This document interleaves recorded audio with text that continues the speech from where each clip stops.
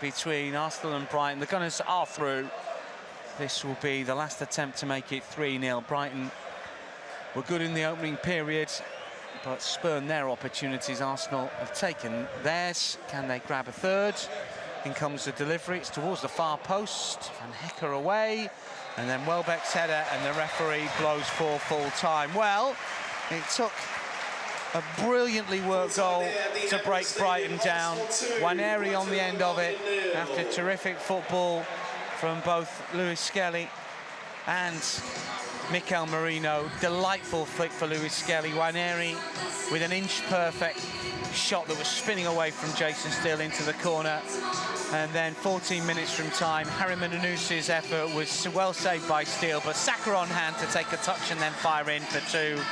Brighton had the chances in the first half, didn't take them. Arsenal better in the second period, deservedly good. Yeah, that's the story of the game, isn't it? Brighton should have buried us early on. They were wasteful, fluffed their lines at the key moments, and they weren't ever going to get away with that. Not against us at the moment. We got stronger and stronger the longer the game went on, and I've got to say that the way that the 2 goals came about was quite magnificent. The back heel from Merino to Lewis Skelly, and then the finish from NWANERI was just picture perfect to watch. And then the second goal, the killer second goal, what a run from Jurien Timber. He just went through first, second, third, fourth, fifth gears, left everyone in his wake, slipped in Harry Mananusi. You thought, wow, he's going to score. He's denied, and then SAKA with that clever touch to set himself for an easy finish. And at that moment, you knew Brighton were done. They didn't have a hope of pulling it back. So look, yeah, we cruised through really, and yeah, interested to find out in the next few minutes who we draw in the quarters. Well, it's going to be one of the teams that qualified last night, of course, in the shape of Brentford. Fulham, of course, who made it through last night as well. And Cardiff, who beat Wrexham, let's not forget about them. Crystal Palace have beaten Liverpool by 3-0 at Anfield. They're still playing Swansea, Man City. City leading by 3-1. They're still playing at Wolves, Chelsea. That's 3-4 with the lap sent off late on. And they're still playing Newcastle Spurs. That was a later kickoff. And Newcastle leading by 2-0. The draw will be made a little bit later, probably in about 15-20 minutes time, something like that, Adrian. Yep. I mean, look, we were discussing who we didn't want, who we want. Ultimately, just great to be in the quarter-final. Yeah, look, we want to win every competition that we enter, don't we?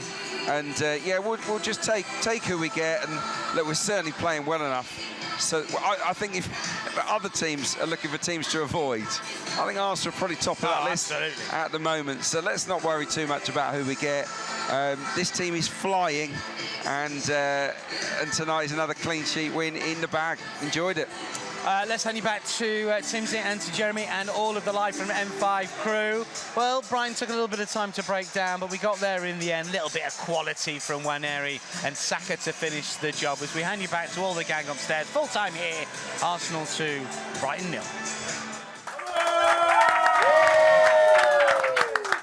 Firstly, a big thank you to Adrian Clark and Dan Roebuck for that, for guiding us through what was in the end a comfortable 2-0 win at home.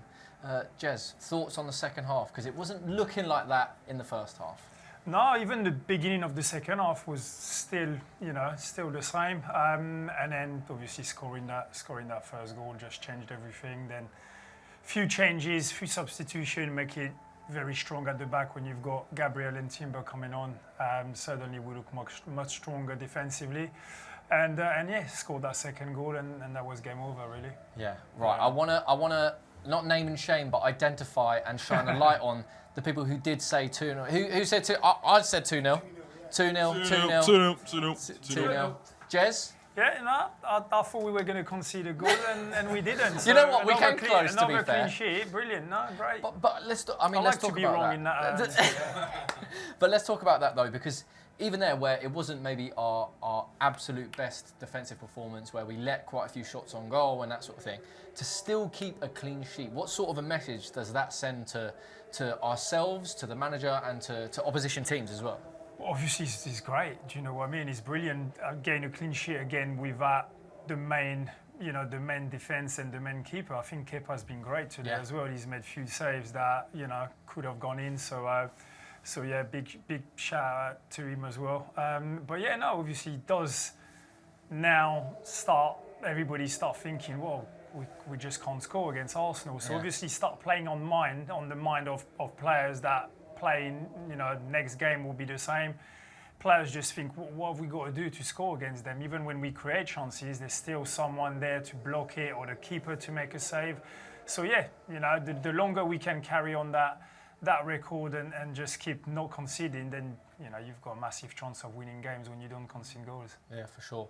Now, it was nice to also see, I think what a lot of the guys said at half-time, where you're saying, we want to give them a little bit more time to, prove themselves and give them a bit more space to show what they can do. It was nice to see that as well. Obviously, it took a little bit of time to then get that first goal. But anyone stand out to you guys for the second half? Anyone in particular? Maybe it was a sub, maybe it was someone who stayed on?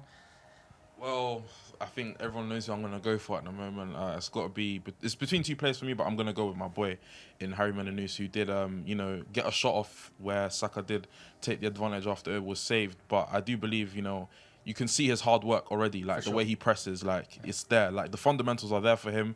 It's just building on that, getting stronger, like physically, so he can be able to compete, indoors and things like that aerially. And then, without a shadow of a doubt, you can see what he's going to do in the squad. You saw, the embrace that him and Arteta had when he got subbed off. Arteta can see a play in him, I'm sure, and I'm sure we all do as well. So, Harry Menanous for me. Nice. I was going to say, when you look at the game, when we don't have someone like William Saliba, we have Christian Mosquera. When we don't have someone like Gabriel, we have Hincapié, Miles Lewis-Skelly, all of that. But now we can add a new person to the list. Oh, yeah? When we don't have David Raya, we have Kepa Arrizabalaga. Yes! Because that performance was... the biggest compliment you can give Kepa was that he did not make me miss David Raya. It felt like David Raya was in goal. If you told me he just wore another shirt and, got a different trim, I'd be like, you know what? David Raya looks a little bit different today, but just standard David Raya performance. Honestly, everything he did was just clean. Yeah. Nothing overcomplicated. Caught what he needs to caught. Saved what he needed to save. On the ball looked really good as well. Mate, for £5 million, we robbed Chelsea yet again. It's getting ridiculous now. But I think Kepa Arrizabalaga, special player. Yeah. Very good performance today. Sure. And also a little word on Ethan Nwaneri. Because we were talking about him before the game. There were a few people who pointed him out, saying, it's a great time for him to shine. And it was nice to see him get a great finish off. Statement performance. He took his goal, didn't he? So he needed that, really. Hasn't really fallen for him in the Premier League so far. He's had to be patient. And it's a credit to a lot of these young lads. We've had other young lads in the past, won't name names, who have gone running off to rivals for game time. But, we've got players like NWANERI who are sticking around, staying patient. And, he's been rewarded there with a goal, which was obviously brilliant play from Marino.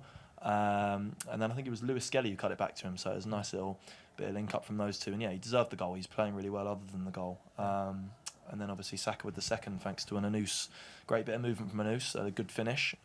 Keeper obviously saved it, but there was Saka to put in the rebound. And we've just got too much quality, haven't we? It's just quality all over the board. Literally as you were going to say. So obviously I know you mentioned Mosquera a little bit. I think based off the players that played the full 90, you're talking about $5 million for Kepa, 12 million for him. Yeah. I think 20 years old, coming from Valencia, doing what he's doing.